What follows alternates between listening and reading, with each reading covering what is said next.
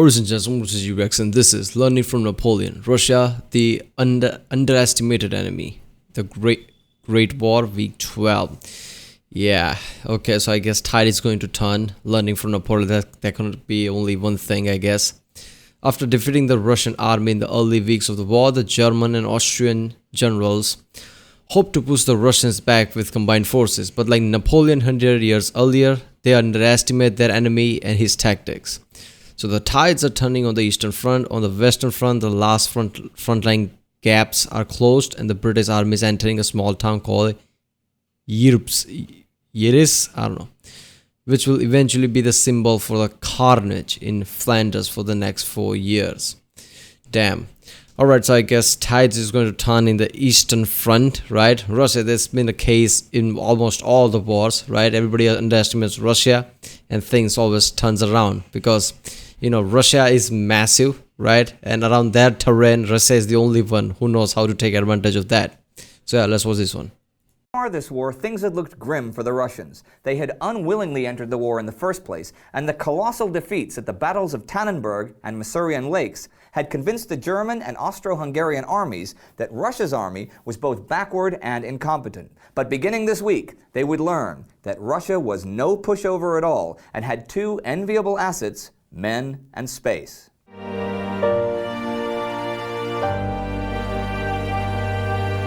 I'm Indy Nidell. Welcome to the Great War. Last week we saw Antwerp fall to the Germans, and the Belgians and the British retreated into Flanders to build their defenses and try to prevent the Germans from pushing to the sea, while the French held the line further south. In the east, the Austrians were under siege in their fortress at Przemysl, awaiting relief. The Russians further north were marching to positions to cross the Vistula and attack Germany, and the Germans were now only 20 kilometers from Warsaw. Here was the general German plan in the east: to strike, with Austrian help, at Warsaw and Ivangorod and outflank the Russian army there, while the Austrians were being relieved from the siege further south. The Russians, after weeks of disastrous marching through the mud, had finally reached their crossing point, built a bridgehead, and began to cross. The Germans reached Warsaw on October 12th, but their attacks were thrown back, and there would be no outflanking. See, the Germans had seen the Russian march and its colossal mismanagement and believed that Russia was weak around Warsaw. But what they didn't realize was that the Russian armies were arriving and entering the battle in sections, and more of them were coming. So we see that before October 15th... Why is this a trend? Whether it's World War I or World War II, Germany versus Russia, it's always Russia has the monumental numbers, right? In World War II, obviously Nazi Germany, they were better, I guess, fighters overall, right? But Russia had an immense number. But that's, they suffer lots of casualties, but in the end, they had overwhelming numbers. That was the problem. I guess that's the same thing in here, World War I too. Germany is thinking that Russia is unorganized and, I guess they'll have the advantage in Warsaw. But no, Russian army is going to just come and in lots of numbers, I guess. The Germans had the upper hand, but after that, not so much. Soon there was no prospect of German General von Hindenburg getting a decisive victory in view of the seemingly endless Russian reinforcements, now coming from as far away as Central Asia and Siberia. It's important to realize that by this point there were actually 4 fronts in the east: German-Russian in East Prussia, German-Russian-Austrian along the Vistula, Russian-Austrian along the San, and Russian-Austrian in the Carpathians, and the middle 2 of those were now a concerted operation. So along the San River, the Austrians had finally managed to break out, relieved by General Boroyevich von Bonya on October the 11th. Now this was timed to coincide with Hindenburg's German advances towards Warsaw further north. Boroyevich, eventually a field marshal, was a brilliant defensive strategist who later showed what he could do on the Italian front. But for now, he had to deal with his chief of staff, Konrad von Hotzendorf. Konrad thought that the combined forces of the Austrians from within Przemysl and Boroyevich's relief army could beat the Russians. So on October 14th, he ordered his men to try and cross the San River and engage the enemy. It was a catastrophe. His men were bombarded not only by the Russians, but also by their own side because of miscommunication. And yeah, by now it's safe to say Hotzendorf is catastrophe in its own self, right? because he fucked up every single way. There were no pontoons to make bridges, so they had to use boats to ferry themselves over. And since one of the Austrian commanders thought a marching band might improve morale, he had one playing on the Austrian shore. Now imagine being one of those poor Austrian soldiers trying to cross the river in a boat while being bombarded by both the enemy and your own men. Your comrades are dying around you by the dozens while a marching band on the shore plays inspiring music for you. It was truly a scene from a madhouse. So now that we've imagined being an Austrian... See, the thing is, when you're under attack like that, at that kind of pressure, you don't focus on the music, right? So any music playing could feel a bit creepy, like a funeral music or playing or something like that. Even though it's inspirational marches, only thing a person would see is death tolls around him, all the bombardments that is probably happening at the time, and hearing some kind of a music, and this creepy feeling would set in, like, what is this shit? That's just fucked up, man. You don't do the musics and things while at the battle, right? You do that at the I guess camps, at barracks or whatever. You don't do it where fighting is actually happening. That's kind of weird, man. Soldier, let's imagine that we live in Poland in October 1914. The Germans march in, then the Russians, sometimes the Austrians, then the Germans again, back and forth and up and down. By now, the basic situation in the towns of Russian Poland was total anarchy. At least the German officers had some training in civic leadership, which their Russian counterparts lacked completely. There sprang up a huge black market in this region for liquor and food, as you may guess, but also weapons, uniforms, anything that the locals could scavenge from a battlefield, or sadly, get from a soldier in exchange for food. Even winter clothes, with winter soon here. Really, the troops were so desperate for food, they were selling their winter boots, knowing that Russian winter was coming in just a few short weeks.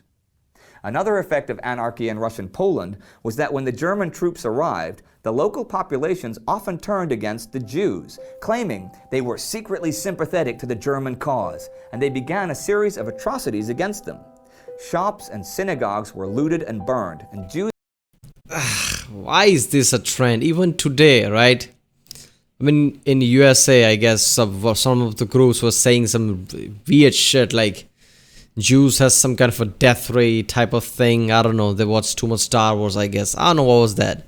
Why always Jews, right? Even today, Jews. There are only, 15 million Jews in the world? Out of, 7 billion people? And they're still like, Jews are doing this. Man, chill. You killed most of them, right? Only 15 millions are left. Would you just chill out? Jews are death ray. Jews were hanged every day. The idea, though, that Jews were sympathetic to the German cause totally ignored the fact that 250,000 Jews were serving in the Russian army at the time. And that army was finally beginning to turn itself... Well, one thing's for damn sure, nobody in World War II would suspect the Jews are working with the Germans, right? Because they made that clear pretty, early, I guess. ...around, not only because of its enormous size, but because Russia had a way of approaching battle that none of the other warring nations had. See, Russia had no problem giving up land to the enemy and using space to fight a war instead of just force. This had always held true.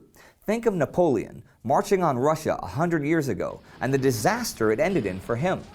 Russia had thousands upon thousands of miles of land, and if the enemy made some gains or even took a whole province, so what? It would simply be retaken when the enemy stretched itself too thin and became exhausted. And how does an enemy counter this when the enemy can't think like that? None of the other armies had that luxury. It was immoral for the Germans to cede any of East Prussia to the Russians. It was humiliating for the Austrians that Russia now held Austrian ground and cities. And it was absolutely unthinkable for the Belgians and the French to give up an inch of their land to the Germans in the West, where the war for a decisive victory was now a war for roads, villages, and hills. The race to the sea had been going on for weeks as the Germans tried to outflank the British, French, and Belgians. That is so effed up, right? Before they were basically aiming for, a sudden victory here and there. We'll win before Christmas, but now they're fighting for piece of land, town, a strategic position, because they know, this is not finishing that fast at all. Quick victory is way out of the picture now. Let's just win day by day basis. and vice versa. The trench lines grew ever longer as neither side was able to gain an advantage, and both sides were forced to dig in. Battles that would rage for weeks began in places like La Bassée, Armentières, and Messines as the lines grew further and further north. On the 11th, the Germans began bombarding Lille, which surrendered on the 13th and would remain in German hands for the next 4 years. This part of France and Belgium, called Flanders, was still mostly untouched by the war, and when, on October 14th, some British forces entered the town of Ypres, it seemed like a nice quiet little country town. They promptly began calling it Wipers. The next day, they marched east a few miles and made preparations to make a quick advance on the Germans as soon as the rest of the British Expeditionary Force turned up. No one realized yet that this quaint little patch of Belgian countryside would become the gravesite for over 200,000 British soldiers during the next 4 years.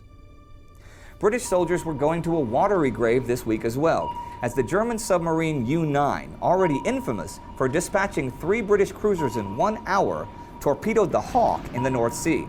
525 British sailors drowned, only 21 were saved. However, as the war in the seas grew and developed, Oh my god. The submarine, right? I mean, that's just like, that feels like basically if this was a game, that's like cheating, right? All the British are like, oh, we have ship, over the water. And Germans are literally under the water attacking them with the torpedoes. You can't even see them. Fuck, that's just, if British Navy weren't so big and, so powerful at the time, I guess Germans wouldn't have stopped making just, this kind of submarines and attack them, right? But I guess eventually they realized, okay, if we can sink few boats here and there, but they're way too big, right? And together they can use strategy to, I guess, fish us out, basically. So let's just chill with the waters. But that is just like, Germany having a real massive advantage with submarines. And holy shit, Flanders, with hundreds of thousands of people dead. I mean, there are real photos that you just showed in the previous videos and even in this one. There are just piles of bodies just there. I can't imagine walking there and seeing that. I really can't, right? I mean, I have this kind of I don't know, some form of OCD, I guess. When I try to imagine certain scenarios, I have to go to in real detail, and I can't really put my mind, like, holy shit, I'm walking there. What am I thinking? What is that scene? That's just way too fucked up, man. Like, human's body just, piling up like that, like some kind of trash or something. People just walking by, oh yeah, there you go, human bodies. It's a war. Human bodies are there in the trenches. Like, holy shit. That's just fucked up. the British gained a lucky advantage.